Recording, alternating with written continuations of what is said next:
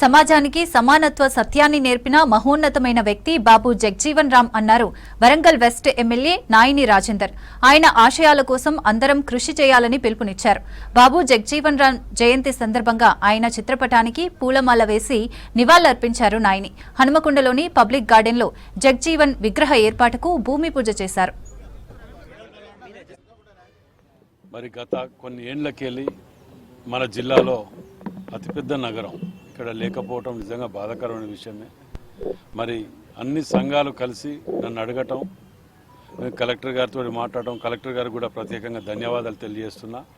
ఎందుకంటే అడగగానే ప్లేసులు చూపించుకొని దీన్ని ఇమ్మీడియట్ అలాట్మెంట్ చేయటం, దీనికి ఈరోజే ఇలాంటి ముహూర్తం పెట్టుకొని కొబ్బరికాయ కొట్టడం అనేది కూడా నిజంగా కూడా చాలా సంతోషంగా ఉన్నది.